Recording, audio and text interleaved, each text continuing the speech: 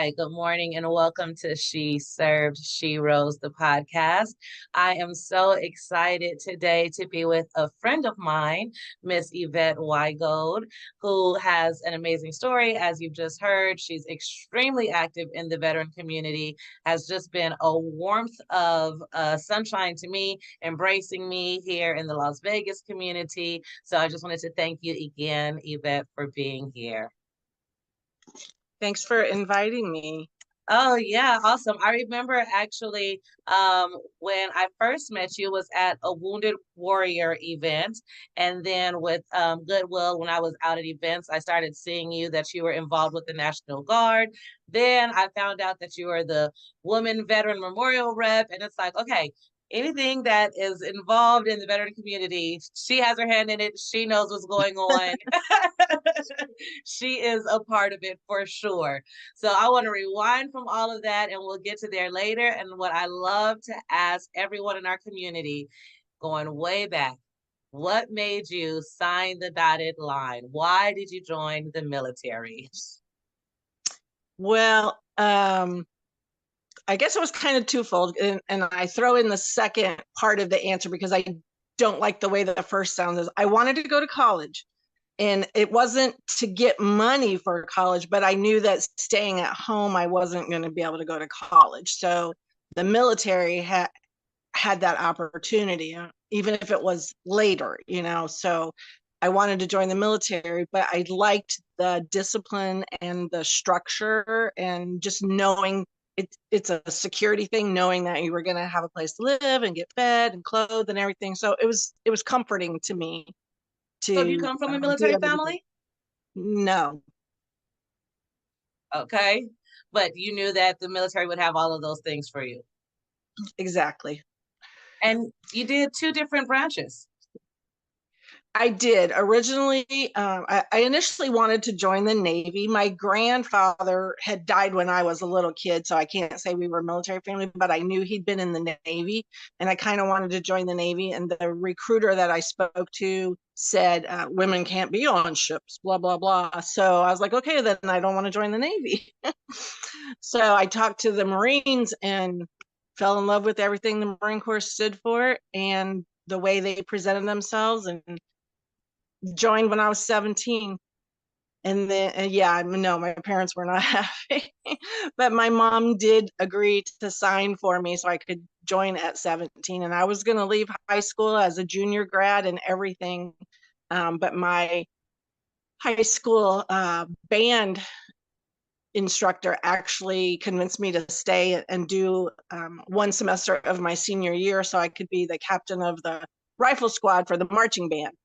And it worked out perfectly, to be able to ship later and everything. But that was not my original plan. I just wanted to get out. So I just joined the Marines because it seemed like the fabulous route for me to get away from home, which is what I wanted to do.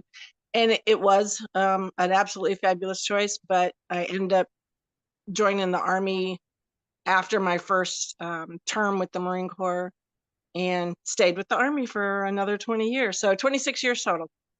That is awesome. Thank you so much for your service and all that you've done. I always have just a special respect and admiration for any woman, and not to try to define those lines, but seriously, any woman that says that they went through the Marines. I'm like, when I was in the Air Force boot camp, we had a Marine that went over to the Air Force. And when she talked about the difference of our boot camps, I've always just been like, hats off to the female members that chose to go into the Marine Corps.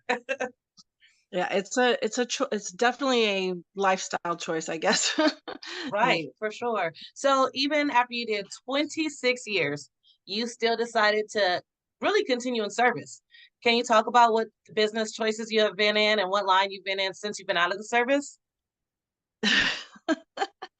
I have basically a crazy story that when I was getting ready to get out of the Army, I knew it was time I was ready to go. And I had met a lady who worked for the National Guard, and she called me one day and said, "Hey, my boss just got fired. Apply for the job." She knew I was wanting to retire from the Army, so I did, and I got the job. And so 2 weeks after I got my retirement, I went straight to work for the National Guard. I'm not in the National Guard, never been in the National Guard, but um, my dad still has a hard time understanding. He said, "So do you wear a uniform to work?" No, I just work for them. So I was a government contractor for 13 years, and the last 3 years we became state employees. So I just work for the military. They actually had to tell me, "You're not a first sergeant here. You're not allowed to yell at soldiers." It took me a while to adjust to just being a civilian, nice lady. Right? Was that an adjustment period for you, actually shifting from a military member to being a nice lady? It it was huge, and sometimes it's still a struggle, even 16 years later. But yes, it was a very hard adjustment, and we did not have all the great programs that are out there now trying to help people adjust. And I wish we did. And that's really a lot of why the She Serve community has begun, is because there are so many things and resources that people still are just unaware of. And it takes, each one of us to put in the knowledge that we have for everyone to kind of know more. And you're, like I said, a plethora of knowledge. So even you speaking about, different programs that are out there, a lot of people don't even know what's available to them. And I don't want to skip too far ahead. I want to stay in business, but I would like to, if possible, kind of talk about some of your health journey, if you're comfortable with that as well. I'd love to know how the military impacted that also as well. I mean, it's like we really live in our own world. Our doctors are different. Our everything we do is kind of like just different. And like I said, I was one of those women who didn't even know that I was a veteran when I got out of the military.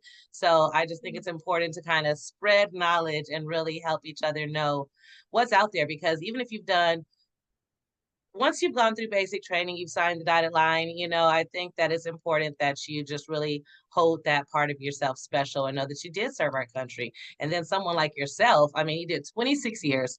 Plus, although you're a civilian, you work with now the Air National Guard, branches. So you've been everywhere. You've done it all. So back to the business aspect, becoming the nice lady, as you said it. What is it that you do with the National Guard? So my job is now called Soldier and Family Readiness Specialist. In the 16 years I've been doing this job, the name has changed, but basically the mission didn't change a whole lot. Everybody had a different name for what we did. And basically the bottom line is that we are a program to support soldiers and their families, especially during a deployment.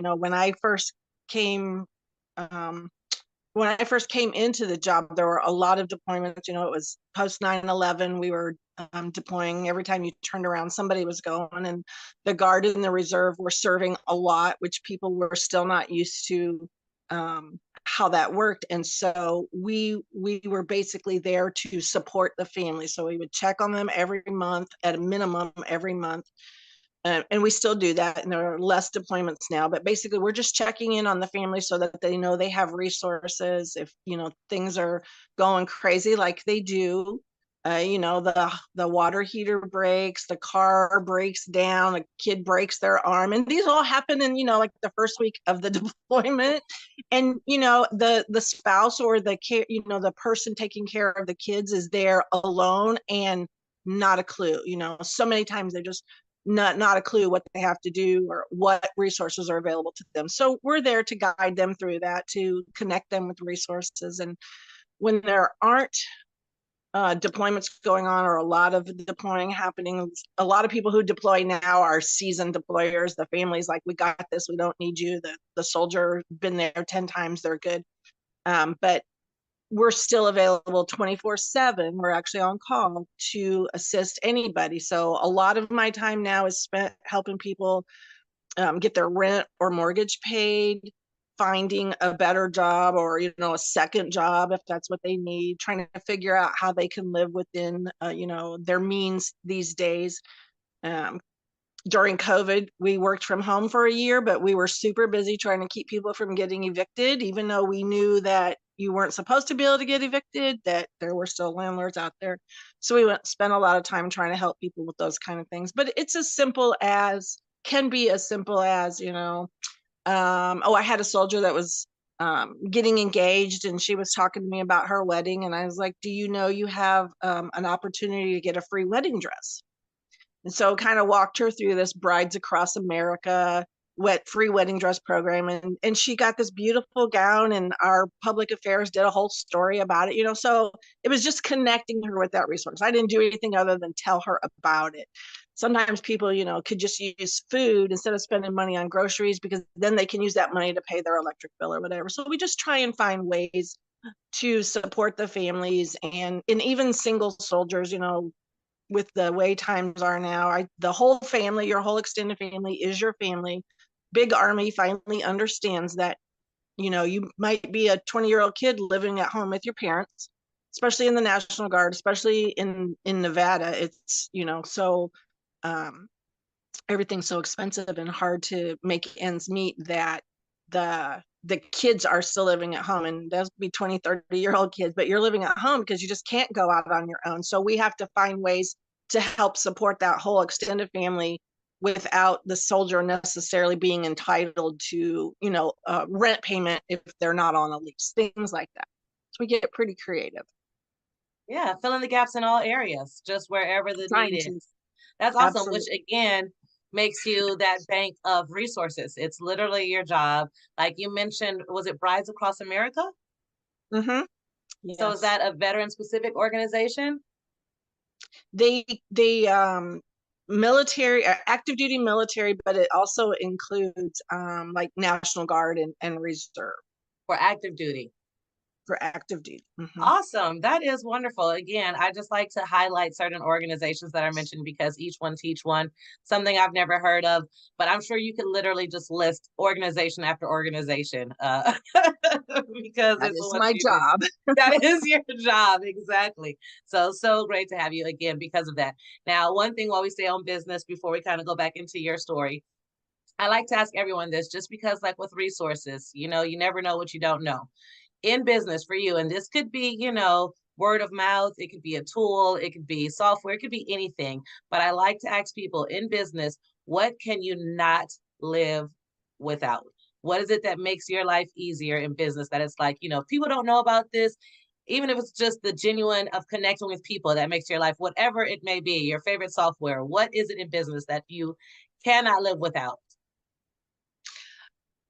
For me, it's probably not so much software or a tool like that. My number one is getting out into the community and meeting the people. I'm a face-to-face person. I don't want to just call and say, hey, do you provide dog food? I want to go and see the business and the operation and understand what all they have to offer. Maybe there's things that we haven't thought of, how we can help each other. So I like to be face to face. I want to get out in the community and go to the meetings and the events and meet everyone. Relationship building. I'm old school. No, that again, and that is something for me too that I cannot live without. I'm a person that feels like a relationship is the core of everything. Like you said, if I just ask for dog food, I'm just going to get dog food. But if I sit and talk with you, we can probably figure out a lot more ways in which we could partner and be a benefit to each other. So I love old school. Yes, that is wonderful. We need that human touch, especially in this digital era that we live in. Absolutely. Getting out there doing the things. So, talking about getting out there doing the things, I would love for you to highlight some of the organizations that you represent just to kind of, inform us of what it is. Again, with the Women Veteran Memorial, that specifically, I know that you're the representative for Nevada, and I know that they have a goal of, I believe it's 100 women they're trying to get signed up from each state this year. So, yeah, if Oh, you just would tell us a yeah, little trying to bit. get over the 3 million goal for the entire, yes, of all the women who've ever served in the history of America, less than 10% are registered, because there are so many women who, like you said for yourself, didn't know you were considered a veteran, wouldn't have called yourself a veteran or thought you were eligible to call yourself a veteran. But yeah, if you finished, training and you served one day, you're a veteran. And what benefits you're entitled to, that's a whole different story by everybody's guidelines, but you're still a veteran, you served. So in Vegas, one of my favorite organizations right now is the Klein Foundation. They are fabulous for helping with rent, mortgage, you're behind on your utilities. They raise tons and tons of money to support the military and veteran community. And they've been fabulous for us with the National Guard, because not all the National Guard are full-time active duty people. And, they think, oh, everybody thinks, well, you're a National Guard, you just serve one weekend a month, so you have a job. But that's not always true. And the military, even the Guard, they mess up and things get complicated. And the Klein Foundation has been a fabulous supporter for the National Guard to help us keep our soldiers able to come to drill and take care of their families. Yeah. That's awesome. So again, if you could just give a little bit of instruction on the Women Veteran Memorial. I wanted to go back to that because you kind of jumped in right when I was talking about it, which is perfect. I'm glad that you were able to even tell those numbers. But again, if you could say what that really looks like and how people can sign up, because like so many women, why as women specifically, why aren't we reaching out to these resources? Why aren't we involved like our counterparts? So the Military Women's Memorial, sorry, my dog just knocked something over. The Military Women's Memorial is the only national organization that registers, that tracks military women who've ever served. And so there is no other memorial that is national. You have the Vietnam Veterans Memorial, or you have a nurses memorial, and each state may have a thing, but the Military Women's Memorial in Arlington is the only one that is national for any woman who's ever served. And they go as far back as the donut dollies and the women who served through the Red Cross, because not everybody could join the military. The women in the military wasn't a thing back in the day, and so those women are able to register where they supported the military back in those days. So they're also included. And you can just go to militarywomen'smemorial.org, and there's a tab to register. It's completely free. You can put as much as you want in there, your ribbons, where you've served. It asks for like an interesting little anecdote or a story, your favorite thing that happened while you were serving. But you don't have to put all of that. Some people just put their name and when they served and what branch they were in, and it records that, you served.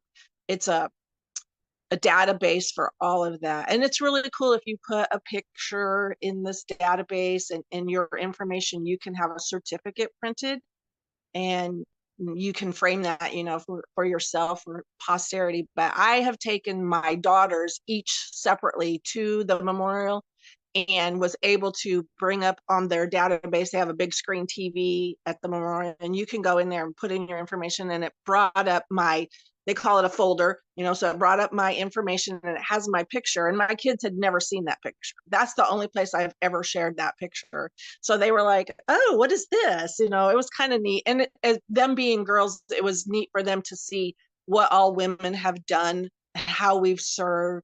And even though they're not in the military, they grew up with me being in the military. So they knew that side of it. For them to be able to see what other women did throughout history to serve the military, I thought it was really fascinating. And there's no federal funding for the memorial. So it's all what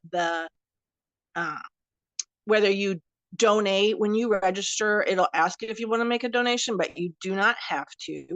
And all the fundraising that the memorial itself, they have a foundation, everything that they do, that's what funds it. Sometimes they get a grant, but there's no federal money that is just for the Women's Memorial, where you have like the wall, the Vietnam Wall or the Korean Memorial. Those all fall under the government, so they get some funding.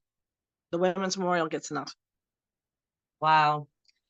Yeah, we definitely have a voice that needs to be shared and heard as women veterans, and definitely trying to spread that megaphone. Jumping back again, because we also mentioned the Klein Foundation, and you said that's one of your favorite resources in here in Las Vegas. I know that's KLINE, Klein, but what is that organization exactly? I'm not good with their whole backstory, but I know it comes from Stephanie's grandfather or father. I'm sorry, I am not sure which one it was, but her family was military and they started this foundation, and she's continued to support it. And there's a board and everything that runs that, where they raise money just to support the veterans and military in the valley, because they saw a need and they're fabulous at it. Yeah, that's awesome. So their purpose is to support military and veteran. Awesome. Correct. Keep people from being homeless, or, taking care of the things that you might not be able to get covered otherwise. All of these gaps in service, again, that's what I'm always trying to spread as well, are the gaps, things that people just don't know about. Because one of the things I mentioned, my first introduction to you was at a Wounded Warrior Project event. I think it was a brunch, if I were to say exactly, but I'm not sure. But I know that that's another organization that over time you've been very active with as well. And even though we see like commercials about Wounded Warrior Project, I think a lot of people don't understand what that organization is, and that someone that maybe does not display a physical wound is still able to be a part of that organization. Right. So I always thought Wounded Warrior Project was just for like combat disabled veterans. And I actually got to speak to someone specifically about Wounded Warrior and kind of told them my background. Like, I'm not a combat veteran. I wasn't wounded. I didn't even deploy during this last, wartime period. And, but I have physical injuries. And they're like, yeah, you qualify. So, my background came from my military service of Camp Lejeune toxic water. Everybody's heard about that. And I don't want to dwell on it, but that's what my cancer has been tied to. So they were like, yes, you absolutely qualify as a wounded warrior. So I got to become a part of that family. And the women's event that they had, like, is a brunch or breakfast or whatever that we went to when we met. And that was my second introduction. My first was they did like a orientation for people in the valley, and we got to go up to Mount Charleston and spend the weekend with other wounded warriors, and it was pretty cool. And I did see a couple of people that I knew, and we're all like, oh, hey, you're part of this. And so you find you have another family. So even if you think you don't know anybody, you are like, they connect you again by being a part of that.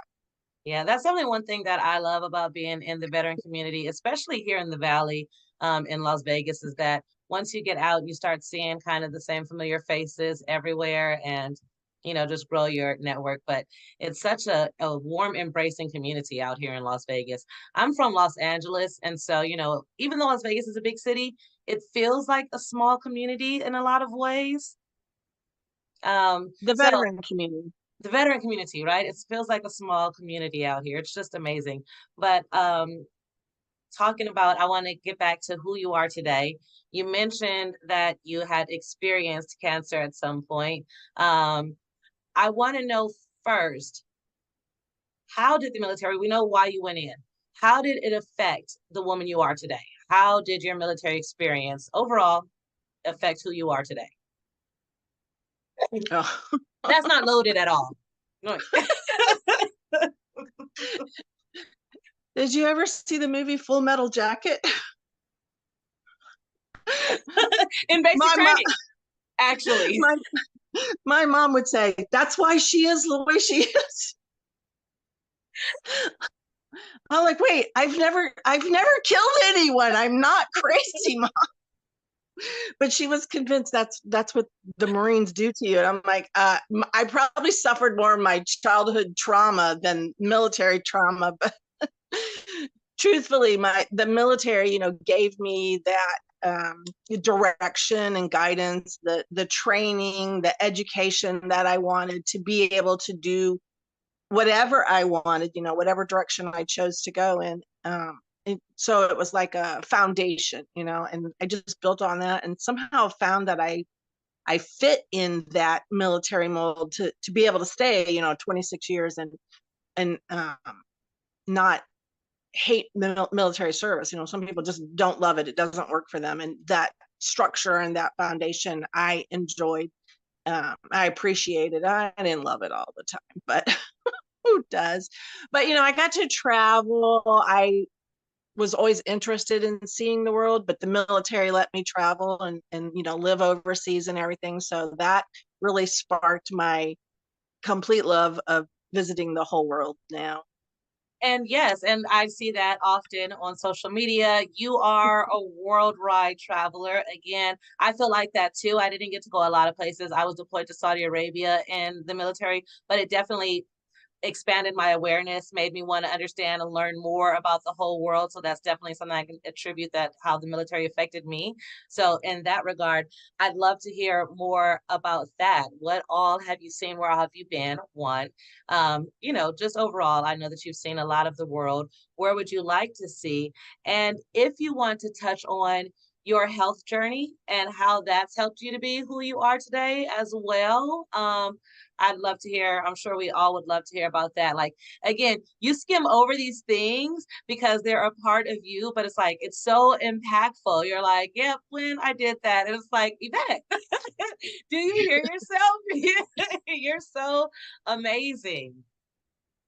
Yeah, my youngest daughter is the one that got me to start sharing my whole story. And my first incident with sharing was for the American Legion um, program called Girls State, and it's girls who are between their junior and senior year, and they're learning about how government and I don't want to say politics, but how government works. And so I was invited to come up there, and I'm like, what am I going to share? What do you want? I'm going to tell them I'm just boring old Yvette. And my daughter's like, no, tell them your story. So my story basically is like, this was why I joined the military. This is where I ended up. And my goal originally of joining the military, I said I wanted to go to college. And it was with the military, with active duty, it's so hard to get that time. And so it was a class here, then a class there. Then I actually got off of active duty and was like, maybe I'm not going to do this. So then I enrolled in school, and then the Gulf War started. I'm like, oh, I need to go back. And then I found out there was a reserve unit that I could join. I thought, oh, maybe I can do that. And I actually joined this reserve unit while I was in college, and they let you put everything on hold. And we got called up to deploy, and we sat at an Air Force base in Ohio in the winter doing desert training. And then, that Gulf War was over like the next day, basically. So we didn't go. So, you sat in Saudi Arabia, but the stuff that I would have been doing, that was over. Not literally a day, but that ground war was so fast that they didn't have time to bring over people like me that would have just been support. But I always wanted to go back to college. So I'm telling these girls, I finally decided I'm gonna finish school. So I'm gonna just go do an associate's degree, just throw all my military credits, because you get credit for everything you've done in the military, every school, every class you took, throw all that together. And I needed to take a couple classes, and I had an associate. Online classes were not a thing when I joined, when I was growing up. Computers, what was that, right? I learned that in the military. But to be able to do that, I was like, okay, I finally got a degree. It's an associate's, but I got a degree is what I said I wanted to do. And then I realized that wasn't enough for me. So I'm going to roll over, go straight into a bachelor's. I've got the post 9/11 GI Bill now. I'm going to roll straight over, and yeah, bam, cancer. So it put a monkey wrench in that, but I actually didn't let it stop me. That was my impetus to get up every day and keep going. I have to finish this class. I have to do this thing, I have to write a paper, whatever. And I was actually caught multiple times sitting in my hospital bed in the dark on the laptop doing schoolwork. And my surgeon even came in, and she's like, what are you doing? And I told her, she's like, all right, I can't argue with education, but you need to go back to bed. You got to recover. I just didn't want it. I didn't want anything to stop me once I decided I was going to do what I was going to do. And I didn't, cancer was just not going to be the end for me. And the fact that that was connected to my military service, it didn't change how I felt about the military. It was more a drive to go ahead and finish what I had said I wanted when I started the military journey. So I'm sorry, I digress a lot, and I'm going to blame that on chemo brain because I lose train of thought. But you know, my military service and my health journey are all tied together, and the staying working for the military didn't, you know, it was just you have to get up and go to work, and that was from the military service, right? Like you just, for me, it was not an option. I just get up and go to work. My daughter, my oldest daughter, gets mad at me because she'll say, "You're going to do whatever it is, even if it kills you." Yes, that is who I am. I'm sorry. I'm not sorry. That is who I am. So if the mission's got to get done, I'm going to do it. And if that means laying in bed with an IV in my arm and my laptop in the dark, then it is. You know, the kids tell the story that when I was getting rolled into surgery for a bilateral mastectomy, that the last thing I said was, "Somebody please hit send on my assignment that was due that day." What was the age range of your girls when you were going through that experience, getting your bachelor's and dealing with? They were both in college themselves, and my youngest said I just did it to antagonize her, that I was just racing her to a degree, but that was not true. I just felt like I needed to finish what I had started. And I actually have a master's degree now. I I was going did to say finish that that. too. Yeah. So Yep, when did I you do did. that? I did that during COVID. No kids at home. We were working from home. I had a time limit on when my GI Bill was going to run out. And I was, oh, I should do this. And I knew the gal who was one of the enrollment people for one of the schools. And I talked to her and she's like, "Yeah, you can do this, this, and this." And I said, "Okay, I figured out what I want. You've got the program." Got enrolled, and I went to DC for the American Legion, and everything started shutting down while we were in DC. Like we'd gone to the Smithsonian, and the next day they closed it. And we'd gone to, you know, this ambassadors event, and there were nobody shake hands, no hugging, etc. And then I came home, and I was doing schoolwork the whole time, but I had not told my daughter that I was doing my master's because she was getting her bachelor's. But I anyway, we came home and we were working from home. So I just like, well, I just work all day and then I would do schoolwork all night. And so doing a master's during COVID was easy for me because there was um, no interruptions. I wasn't missing out on going out with friends because nobody was going out. You know, it was just simpler times. And so I just knocked that out. And my daughter said, I would tell you I'll race you to a doctorate, but I'm afraid you'd do it. That's awesome. So you kind of humped over the American Legion. You mentioned your first speaking when you shared your story was with the girls that were in the program. And just now you mentioned it a bit. What do you do with the American Legion overall? And for anyone that may not know what the American Legion is, what is the American Legion? So the American Legion is the largest wartime veterans organization. It is only second behind the VFW for being, I want to say this correctly. The VFW, you have to have served overseas. The American Legion, you just had to serve during wartime. So they're second for the age, but the Legion recently had the charter change so that Congress agreed that the last, like, how long has it been now? 40 some years have been a wartime period for America because we were constantly at some kind of conflict. And so anybody who served 1 day of active duty is now eligible to join the American Legion because it is all considered wartime service. But I was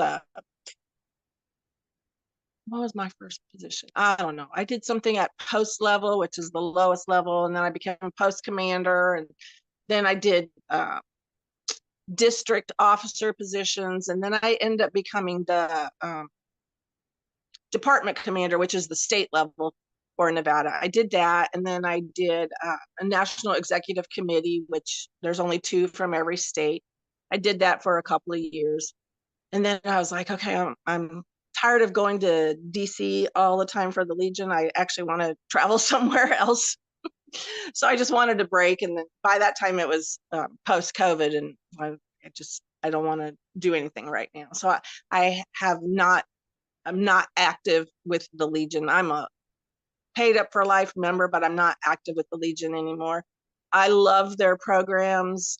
When I first got involved with the Legion, they had a great program where they supported, they helped pay the bills for military or veterans who had children in the home. So it's all about making sure that the kids stay in the home, that you have, a roof over your head and electricity's on, and running water, etc. So they changed those rules recently where you have to be a member of the Legion or you have to be on active duty. So it's not great from my job perspective of helping the National Guard, because most of those people don't belong to that kind of an organization, and they're not active duty. So they don't necessarily qualify for that. But, they also have other great programs like an oratorical program where it's a speech contest, basically, where you give a presentation on the Constitution and they tell you what part of the Constitution it's going to be on. And so you learn about the Constitution and you learn about government, and you have a couple different iterations of how the contest goes in different levels. They start down at post level in the states, and you go all the way to national. They give scholarships, and that is like $40,000 or something now if you win, and you get money just for making it to that level. So it's all scholarship money, I mean, you can't go wrong with that. Right, absolutely. So I have to ask now, and yeah, thank you for just how open and how much you've been sharing, but also want to know what's next. You've got your master's, you've accomplished so much, you're still seeing the world. What's next for Yvette? Seeing the world. Retirement and seeing the rest of the world. Yeah, I'm actually leaving in 25 days, I think 25 days, to go see some more of the world. Awesome. Where are you heading? I am going to I'm going on a cruise, another cruise, because it's a great way to see so many places in one trip. So I'm going to the Bahamas, Dominican Republic, Puerto Rico, spend my 60th birthday in Curacao, and then Aruba, and then back to Panama. And I went to Panama at the beginning of the year. That's where my mom was from, and I had never been. So I got to do the Panama Canal earlier in the year and visit Panama. So this cruise actually ends in Panama. So a friend and I are going, and we're going to stay in Panama after the cruise so I can visit with family. Awesome. My mom has a lot of extended family down there that I've only met a couple of them. So this time I'm going to stay and visit with them. Oh, that is awesome. That sounds wonderful. I just want to be in one of your carry-on baggages just to see some of the places with you. So you can go with me to Boston. Right after that, I'm going to go to Boston to see my youngest daughter, and I don't like snow. Right? No, me either. I was introduced to snow in the military. I'm from, like I said, Los Angeles, and I had gone to like Big Bear and played in snow, but it didn't stick. It wasn't really coming from the ground. I mean, California snow is completely different. When I got to my first base, Whiteman Air Force Base in Missouri, I literally would come down my dorm stairs, go out the back door, splat and fall. So many times I could not figure out how to even walk in ice and snow originally. And it hurts the face when it's so cold. So I'm not a big fan of snow still. Absolutely. Absolutely. But yeah, your daughter's in Boston, huh? She is. She's working on her third master's degree now.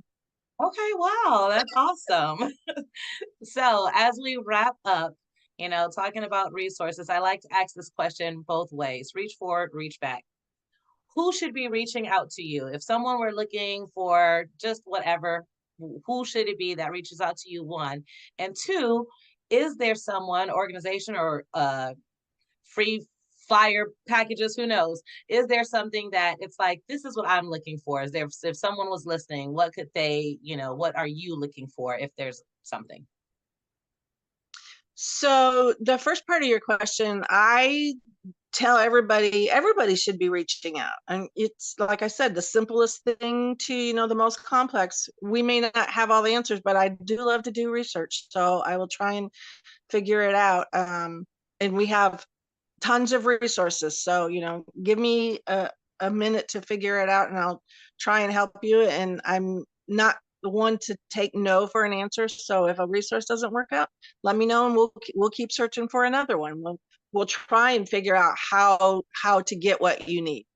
It doesn't always work out, but I definitely will try.